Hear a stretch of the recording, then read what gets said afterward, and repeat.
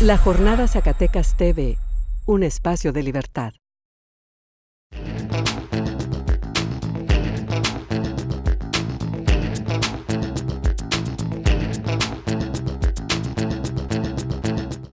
Bienvenidos a Sinergia, nuestro programa de análisis de la política, la economía y la sociedad de Zacatecas, de esta casa editorial La Jornada TV. En esta ocasión nuestro programa lo vamos a dedicar al tema de la seguridad, sobre todo a colación de las últimas cifras que han aparecido en la prensa en relación de que Zacatecas está entre los 10 estados con mayor incidencia de secuestros. Eso puede ser un botón de muestra de toda la situación de la seguridad en el estado de Zacatecas. Pero vamos a discutirlo con mayor profundidad. Para eso está con nosotros y tenemos como invitado al maestro Aquiles González Navarro, académico universitario, ex procurador de justicia del estado de Zacatecas y amplio conocedor del tema de la seguridad. Bienvenido, maestro. Gracias, Marco. Gracias por habernos invitado. Pues tenemos las cifras, la situación alarmante en el estado de Zacatecas, en los estados vecinos, en el caso de Michoacán, que ahorita tiene la mirada internacional puesta en ellos. Y ahora mismo con estas últimas cifras, en donde Zacatecas no tiene como buenos resultados en tema de seguridad. Eso nos lleva a preguntarnos qué es lo que se ha estado haciendo en estos últimos 7 años y por qué en 7 años, no solo en Zacatecas, sino en el país, seguimos padeciendo ese problema tan grave. Yo creo que no se ha cuidado la norma constitucional, y me refiero a la del 17. Esos personajes que crearon la Constitución del 17 fueron los sabios y establecieron parámetros que luego no se respetaron en materia de procuración de justicia. Cuando la Constitución establece que habrá un ministerio público y una policía, le llamaba judicial, ahora es ministerial, y señala bajo el mando directo del Ministerio Público, eso nunca se respetó. Y se creó en las procuradurías áreas de policía judicial con un superpoder, a veces por encima del procurador. Llegaba a pesar más el director de policía que el procurador. Y se reproducen los esquemas.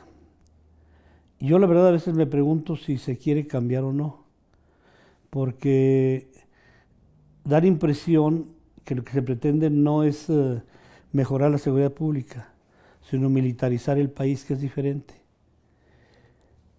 Eugenio Zaffaroni, el tratadista argentino de mayor prestigio en materia penal, en un libro tratado sobre derecho penal, denuncia hace más de 50 años la teoría de la seguridad nacional como un peligro para América.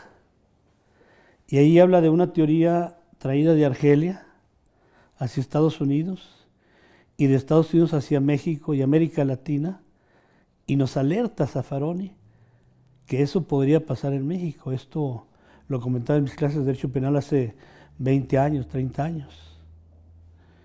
¿Por qué? Porque ahí alerta Zaffaroni en términos de que el dominio del imperio sobre América Latina no sería ya a través de invasiones, sino a través de militarizar. Y creo que Estados Unidos lo fue cumpliendo al pie de la letra en diversas regiones de América Latina y ahora en México.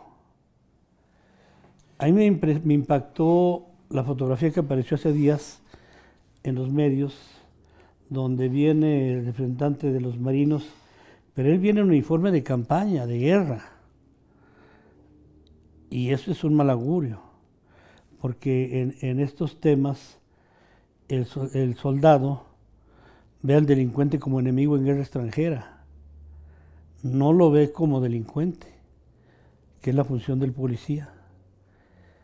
Hace meses mataron a algunos niños en Fresnillo y yo escribí un artículo que se tituló precisamente ¿Qué hacemos con los niños? Un policía ministerial llorando me explicó cómo fueron rodeados en un cerro por militar y en lugar de ser detenidos fueron masacrados. El panorama para Fresnillo, y qué bueno que tocan ustedes este tema, es potencialmente terrible, Marco, porque ahí tenemos más de 150 bandas que lo único que piden, se lo hicieron a Monreal cuando yo era procurador, sácanos del hoyo y danos jale. Nunca se les sacó del hoyo y nunca les dieron jale. Pedían rehabilitación y pedían trabajo, era todo lo que pedían los jóvenes. Y ahora están las consecuencias de un Fresnillo como se encuentra en esas condiciones, donde al presidente municipal lo único que se le ocurre es traigan a los marinos, ¿no? Insensible, porque él estudió Derecho Penal con nosotros. Él estudió la teoría de la seguridad nacional y sus implicaciones. Y ahora lo único que se les ocurre es militares y militares y militares y armamento. Esta idea de la militarización de la seguridad pública, con esta teoría de la seguridad nacional que se opone a la idea de seguridad humana, ahora afortunadamente el PNUD saca la contraparte, que son las teorías de seguridad humana, porque ante la idea de la amenaza de la seguridad nacional, el Estado ataca, y en ese ataque por defender la seguridad nacional vulnera la seguridad humana de sus habitantes. Y es lo que está ocurriendo, ¿no? Una permanente vulneración de los derechos, y los derechos humanos. Pero junto con esta visión militarizada de la seguridad, como de tal manera que ya parece como si fuera un tópico obvio, seguridad igual a militarización. En Fresnillo tenemos una escalada, me parece también, que va coincide con este modelo, que es pues el autoritarismo. Me parece un poco riesgoso el tema de que las autoridades no tengan contrapesos, ¿no? Entonces el caso en donde en Fresnillo a quien debe de vigilar se le quita y quieren un vigilante a modo, digamos, con contrapeso. Eso puede generar una olla de presión en Fresnillo. ¿Cuáles pueden ser los augurios? Y es que no se han cuidado, insisto, los parámetros de seguridad pública. La seguridad pública implica necesariamente 5 temas a tratar. Perdón, porque lo que quería poner en relieve es la teoría de la seguridad nacional, que es un uso del poder del Estado, y la manera en cómo desde el propio municipio se está usando el poder sin contrapesos, ¿ah? Sin vigilancias y contrapesos. Esto puede generar un escenario complicado, perdón. Sí, no, yo digo que tiene razón, Marco. Y has puesto el dedo en la llaga en algo que iba a comentar. La necesidad de crear en Fresnillo un observatorio ciudadano con carácter urgente. A mí me preocupa la presencia de la Marina en Fresnillo. Los jóvenes, es posible acceder a ellos. Tuvimos un programa de prevención del delito con Marco Antonio Sánchez, encargado en Fresnillo, y él les podrá comentar en otra ocasión sus experiencias. Él hacía torneos entre los chavos, y es cuando yo acudía como procurador, y cuando logramos que Monreal asistiera a un evento, y no se me olvida la manta a Monreal. Esa es significativa, sácanos del hoyo y danos jale, Monreal, así le decían. O sea que son chavos desesperados ya en condiciones de intoxicación, sobre todo con cemento y con alcoholes de mala calidad, que solamente bajo tratamientos pueden salir adelante. Se ha autorizado para Zacatecas una cantidad arriba de 160 millones que bien pudieran destinarse a centros de rehabilitación para adictos. y a generar algunos empleos para los muchachos. Es la forma de salvarlos. Yo espero que mi palabra caiga en falso y que no haya ninguna barbaridad con los jóvenes de Fresnillo en corto plazo, con la presencia de más militares. Pero ¿qué está pasando, Marco? ¿Por qué efectivamente el alcalde quiere generar un superpoder ahí a su servicio, utilizando incluso recursos de la policía para uso personal, como es su camioneta blindada, y no genera un poder ciudadano? Porque el alcalde no tiene oficio político, simplemente. Y yo pediría que al no tener oficio político el alcalde, le corresponde al Estado estructurar bien las categorías de las fases de la seguridad pública. Y la primera fase de seguridad pública es la prevención del delito. La prevención del delito en términos de programas sociales de apoyo a la gente que, bueno, este tema tú lo conoces mejor que yo. Y el otro asunto que es ya de urgente resolución, la creación de una policía investigadora. No tenemos policía investigadora, Marco. Y al no tener policía investigadora, no van a funcionar los juicios orales, ni los juicios escritos, ni ningún tipo de juicio. Una policía con una inteligencia que lo lleve a escudriñar los hechos que suceden cotidianamente. Mientras no se determine quién fue el homicida de un asunto, con impunidad sigue adelante.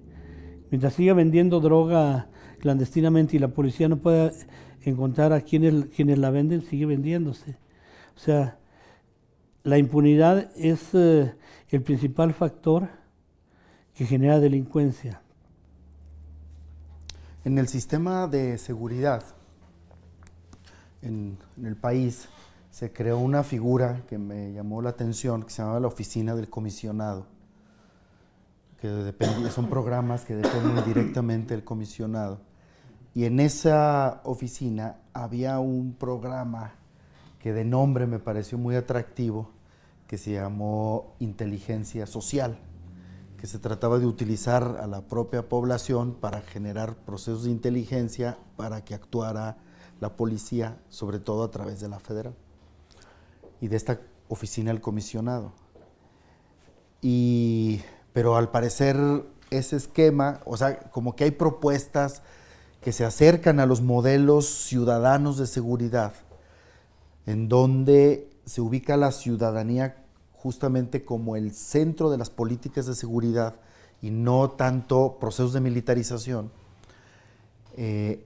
Y hay declaraciones, hay incluso algunos programas planteados teóricamente, pero lo que vemos en los territorios, finalmente lo que estamos viendo en los territorios es militarización. Incluso las policías municipales se han militarizado cuando podrían ser policías de proximidad, muy parecido a un programa exitoso del Distrito Federal, o que tanto éxito dio en Colombia en los años más difíciles después de la aprehensión de los narcos. La cosa es, ¿por qué razón hay un planteamiento de seguridad ciudadana? Lo aceptan, el gobierno de Zacatecas aceptó programas teóricamente de seguridad ciudadana, incluso programas de prevención del delito se anuncian, pero no se operan. ¿Qué es lo que falta para que realmente opere modelos de seguridad ciudadana y no la seguridad militar, que es muy cara y muy poco efectiva? No resuelve el problema. Los resultados ahí están, pues. Sí, efectivamente. Lo que pasa es que no encuentro yo en el esquema de los asesores del gobernador en esos términos gente preocupada precisamente por crear la policía investigadora con proximidad a los ciudadanos. Y lo más fácil que hay es más militares, más armas, más policías. Veamos cómo ni siquiera periciales se fortalece. Es una instancia vital para cualquier institución de investigación que se jacte de ser seria, ¿no? Ahora nos trajeron los llamados sistemas de justicia penal norteamericano, le llaman acusatorio y oral, y no sé, sí. Pero no es más que una réplica del esquema norteamericano, donde lo principal es negociar los asuntos, no litigarlos, no escudriñar sobre ellos. Pero aún así tiene fallas y las va a tener porque, insisto, carece de policía investigadora, Marco. ¿Pero eso a qué se debe? ¿A que no hay voluntad? ¿O es un problema de capacidad? ¿O es un problema de urgencia? O sea, ¿cómo explicar qué es lo que explica que no exista la policía investigadora cuando tiene los recursos para hacerlo? Hay gente capacitada que podría hacerlo. De hecho, y tuvimos... no se hace. ¿Qué falta para que detone eso? Cuando el gobierno de Monreal se creó la policía investigadora y se convocó a jóvenes profesionistas de cualquier carrera y entraron más de 50 licenciados en Derecho como policías. Se les capacitó por parte de la policía francesa y el resultado fue de verdad grande, muy significativo. Eran investigadores de diferente dimensión. Cuando llega el gobierno de Amalia, no me explico por qué Carlos Pinto disolvió esa corporación. Valdría la pena algún día que ustedes platicaran con nuestros policías, porque van a notar inmediatamente el nivel, la diferencia de esos policías con los que conocemos ordinariamente como policías ministeriales. Para conocer la opinión, de hecho, anunciamos a nuestro público, a nuestros escuchas, que invitamos a la gente del sistema de seguridad, de los del Consejo de Seguridad. Estuvimos haciendo invitaciones reiteradas e insistentes para conocer y tener pluralidad en la opinión, pero pues desconocemos por qué razón no quisieron estar en esta mesa, ¿verdad? Pero de hecho tenemos el interés de conocer justamente esas Sí, valdría la pena ver la opinión y la experiencia de esos 50 jóvenes que luego desesperanzados, bueno, se retiraron, pero que cuando se dio su capacitación, los resultados fueron de verdad increíbles para un estado como Zacatecas, porque además se fortaleció la dirección de periciales, se le dio la dimensión y la tecnología que requería. Inmediatamente notas el cambio, no necesitan torturar ni golpear a nadie. Yo leí de un caso, cuando hay buenos policías, que ocurre en Estados Unidos, donde en una región aparece una señora muerta con sus hijos y el esposo vivía a 1000 kilómetros de distancia, se habían separado. La policía obviamente va con el esposo al día siguiente, el mismo día que encuentran los cadáveres, y el esposo dice: yo estoy aquí en mi casa, no he salido. Ahí en México hubiera terminado la averiguación. La policía le retiene el vehículo, se lo lleva a periciales, ven la cuestión de los mosquitos en el radiador y en el filtro de aire, y eran los mosquitos de la región donde vivía la señora, y además hasta con fecha de muerte. Y además fueron por él. Esa es la investigación, ¿no? O sea, va compaginado la inteligencia del policía, ¿sí?, con los servicios periciales. Entonces, aquí cuando sale la policía va y patrulla, pero no va a buscar algo específicamente, sino va a ver qué encuentra. Así es. Y eso ocurre mucho, Marco, cuando hay hechos de sangre o algún balacera. A la media hora llegan los militares y a rastrear la zona. Pues no van a ver qué encuentran, no van a encontrar nada. Ahora, sobre el tema de la inteligencia, que es esta inteligencia policial, en donde podrían hacer perfectamente uso de la gente que vive en los lugares, ¿ah?, generando confianza. O sea, no puede haber inteligencia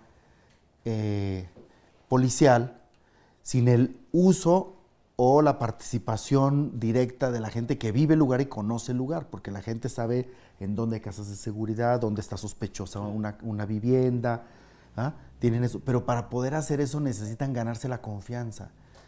Y para poder ganarse la confianza de la ciudadanía, para que ésta coopere, en su propia seguridad, pues requieren un tipo de policía de proximidad y no un Robocop que ven pasar. ¿Ah? Entonces, eso va siendo un círculo vicioso, ¿ah? Que va enredando más el problema, ¿no? Efectivamente, y ese es el éxito en Michoacán de los guardias comunitarios, ¿no?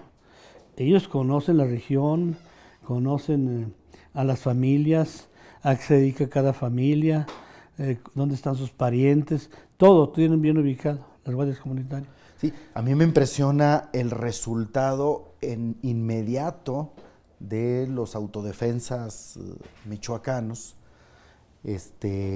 algo que durante muchos años con tanto recurso, digamos, el Estado llega con el ejército, policías, mucho recurso, pero sin resultados. Y las guardias y los autodefensas en muy poco tiempo, sin entrenamiento, con armas, tienen resultados. Entonces uno le sorprende, ¿ah? Lo que ahí está ocurriendo.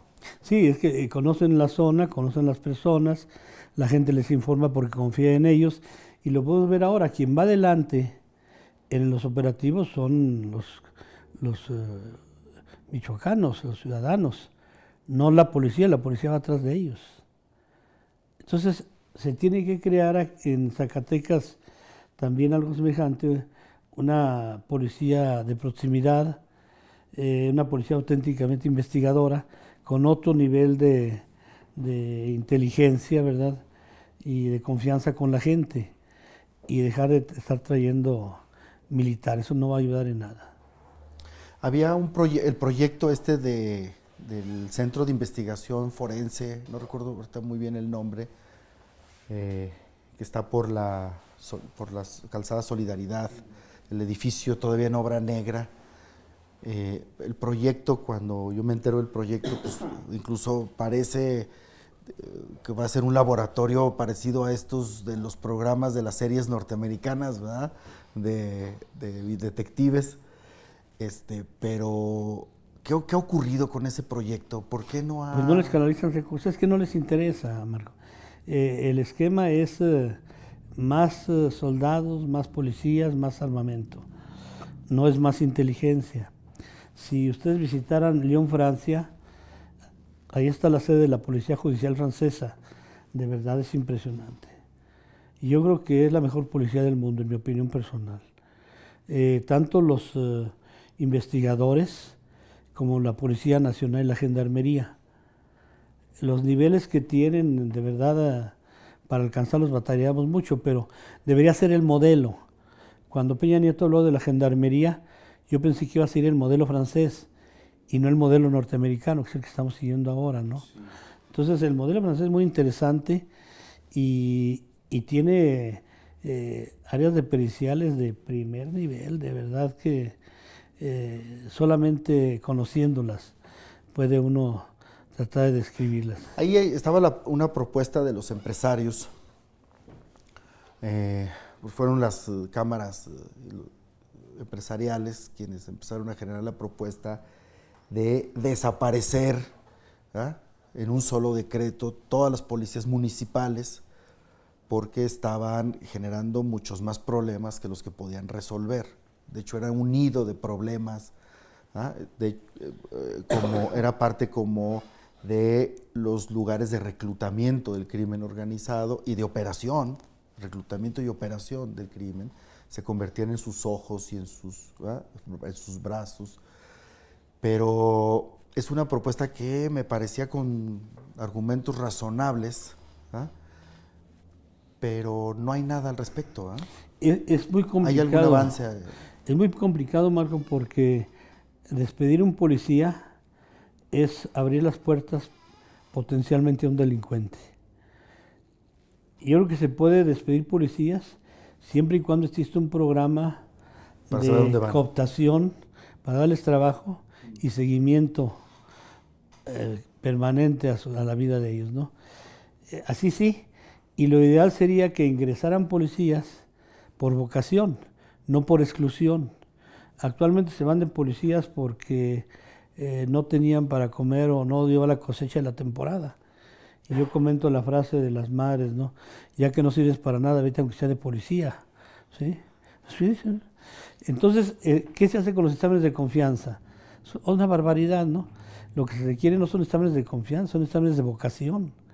Y la vocación, junto con un servicio profesional de carrera policíaca, le va a dar la permanencia y cuidar su trabajo, ¿sí? Es hacer como una especie de carrera universitaria Una de carrera policía. universitaria, puede ser la universidad misma la que pueda crearla, ¿no?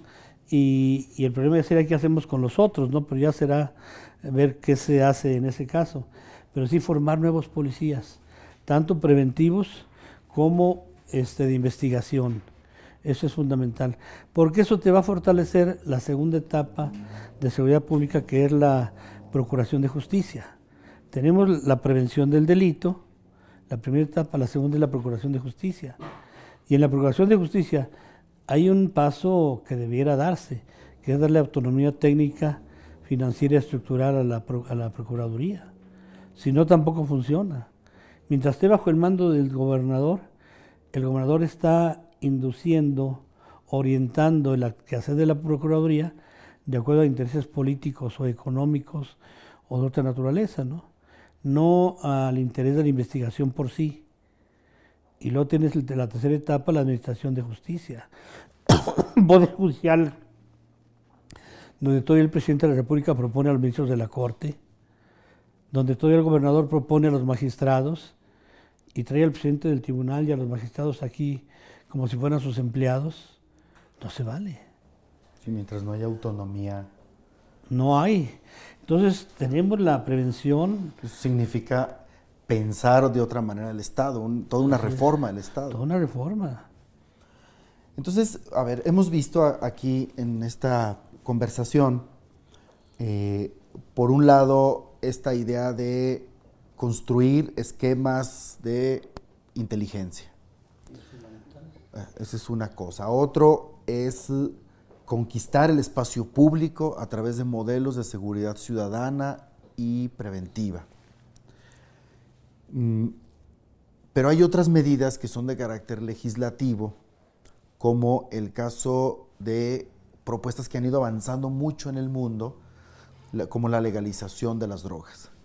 El caso de Uruguay, es un caso paradigmático que muchos están tomando de ejemplo y algunos más estudiando incluso el caso, a ver cómo está ocurriendo, ¿sí? Y el caso también en el caso de Estados Unidos, en Colorado. Aquí en México, ¿cómo va el asunto? ¿Se va a debatir? ¿Hay posibilidades? ¿Es algo que nos pueda resolver en parte el problema?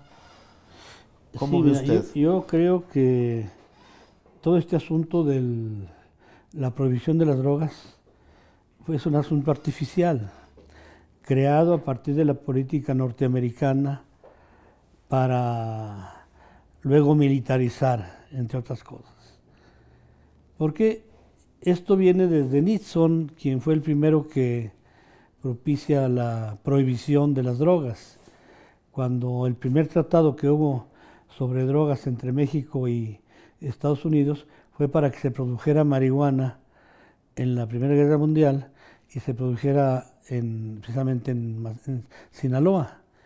Y el eslogan era "Siembra cáñamo para la victoria". Así era el eslogan gringo, ¿verdad? Para propiciar que los jornaleros de esa región sembraran amapola y sembraran cáñamo, tanto por el tetrahidrocannabinol, elemento activo de la marihuana, como por el cáñamo como cuerda, que hacían paracaídas, hacían pantalones, hacían los tenis, esos de las 3 hojitas todavía, ¿verdad? Bueno, y luego Reagan en el 86 le da el segundo empujón y es donde nos viene ya la prohibición más fuerte. Pero todavía en el 80, aquí en Villa de Cos, donde le decíamos hierba de Cos, a la orilla de la carretera había los plantíos ahí hermosos, se veían, ¿verdad? Las plantas frondosas. Yo recuerdo de niño en el hospital en el sanatorio de Zacatecas, mi padre era médico, iba a visitarlo y las viejitas iban por su matita para ponerle alcohol para las reumas, ¿no? Entonces no había el problema pues de la prohibición ni se desataba tanto conflicto. Pero luego, ¿qué ocurre? Viene la prohibición, viene la creación en Estados Unidos de la Universidad de las Américas para formar paramilitares, y es donde salen los Zetas. 32 militares de alto rango que estudiaron en esa academia son los que forman los Zetas luego. O sea, el Estado indirectamente forma los Zetas. Así es. Por una política equivocada. Y si vas a Estados Unidos, ahí tienes la Universidad de la Marihuana, ¿verdad? De verdad, con todo el lujo, con todo el panorama para enseñar a los jóvenes a cultivarla, en Oakland, ¿verdad? Ahí está, yo la visité, ¿sí? Y entonces, bueno, ¿qué está pasando? Por un lado, aquí sale el jovencito con su mata de marihuana bien contento y le cobran $100 por 3 meses de capacitación para que sepa cuál es el corte perfecto y cuál es la planta macho para que no se le contamine y luego no te produce el tetrahidrocannabinol, si se contamina, y le enseñan todo lo que tiene que ver con la hierba. Y acá nosotros matamos, por eso Galeano acertadamente dice, los gringos ponen la nariz y nosotros ponemos los muertos, ¿sí? Entonces, ¿qué va a pasar aquí? Yo creo que debe ser una nueva política, pero no sujeta a la voluntad norteamericana, porque ahora Estados Unidos tiene droga lícita que vende en Colorado, en Washington, y para usos medicinales en 14 estados de la Unión Americana, con su Universidad de la Marihuana en Oakland, y tiene droga ilícita que es la que llega de América del Sur al mercado negro, que es la que tal vez le da más ganancias. Entonces, por eso México, en un afán de soberanía, debería discutir el tema seriamente. Y bueno, pues a mí me parece acertado lo que hizo Uruguay, ¿verdad? Y además con una reglamentación muy fina, muy bien trabajada. Sí, el Estado sigue controlando, ¿ah? O sea, el Estado no suelta el control. No suelta el control de producción, pero además le permite hacer el padrón de usuarios para rehabilitarlos, ¿sí? Entonces hasta ya llega a los métodos de Una rehabilitación. política inteligente. Inteligente y le está dando buenos resultados. ¿Sí? Maestro, finalmente para ir cerrando nuestra charla, entonces, ¿qué expectativas podemos tener específicamente en Zacatecas? Si tenemos esta doble o remilitarización, entendemos que los autodefensas es una manera radical y extraña de seguridad ciudadana de alguna manera, ¿verdad? Pero donde ya toman la seguridad en sus manos porque no confían en el Estado. O sea, es un Estado que ha sido penetrado y por tanto es un Estado horadado, ¿no? Y que tendríamos que ir al rescate del Estado ahora, ¿verdad? Al contrario de las teorías liberales en donde hay que protegernos del Estado, ahora parece que hay que ir a rescatar al Estado, ¿no? Que ya está totalmente horadado y en manos de criminales y poderes fácticos, ¿no? En contra de los ciudadanos. Pero, ¿qué expectativas hay en Zacatecas? ¿Podemos ser optimistas o sencillamente hay que esperar que las cosas sigan igual o peor? Mira, lo ideal sería que, pero qué mi ideal, que el gobernador abriera el panorama a una reforma de Estado por su cuenta. ¿Por qué digo lo ideal? Porque estamos acostumbrados a que todo lo hace el gobierno del Estado. Lo más ideal sería que se moviera la sociedad civil, pero yo veo una sociedad desmovilizada.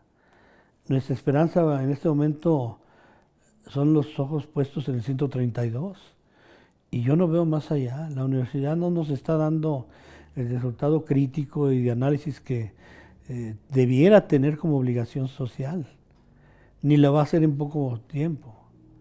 Yo creo que ni a mediano plazo. La universidad debiera ser el factor que guiara el qué hacer. La UAS. Entonces la esperanza son los jóvenes 132, pero están muy golpeados en términos pues de que no se les ha perseguido, pero sí se trata de bloquearles sus actuaciones, ¿no? El avance. Por eso yo no creo que el gobernador o el gobierno del estado tenga la humildad de sacar estos temas ya a debate, que sería muy bueno para Miguel, en términos de, como yo lo traté como Miguel, pues como platicábamos, la necesidad de cambiar las cosas en Zacatecas. Ojalá él recordara aquellas pláticas, recuperara lo mucho que platicamos, que comentamos para cambiar esta entidad, y que ahora parece que su trabajo o sus ocupaciones o simplemente ya no le interesó. Es muy joven, no debiera perder el rumbo del cambio, porque también con eso perdería su futuro.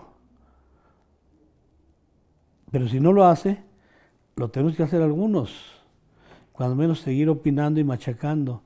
Así como está, no va a haber ningún cambio, Marco, y se va a agudizar el problema de la delincuencia. Y cualquier día va a haber, espero que no, una barbaridad en Fresnillo. Entonces, con un Estado horadado, poca voluntad política de autoridades, una sociedad civil desintegrada, fragmentada, pues no es un escenario para estar contentos, ¿verdad? Es un escenario básicamente más bien pesimista o mínimamente escéptico de que las cosas vayan a poder cambiar. Así es. Entonces, sin embargo, vamos haciendo el llamado al gobierno que abra la reforma de Estado. Todavía se puede, Marco.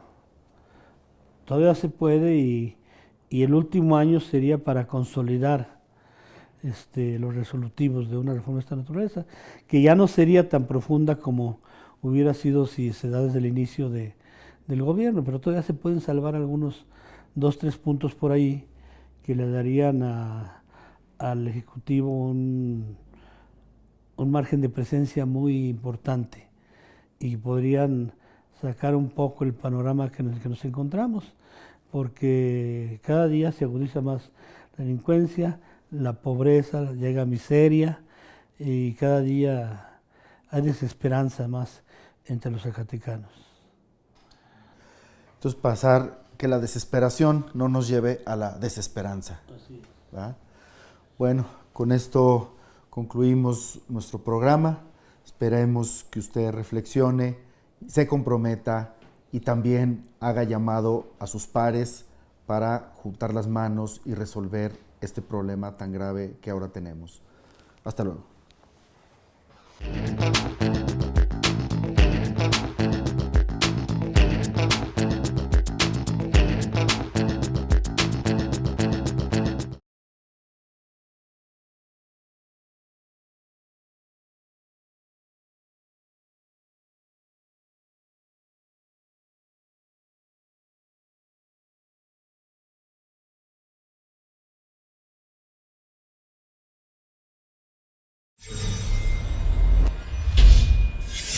La Jornada Zacatecas TV, un espacio de libertad.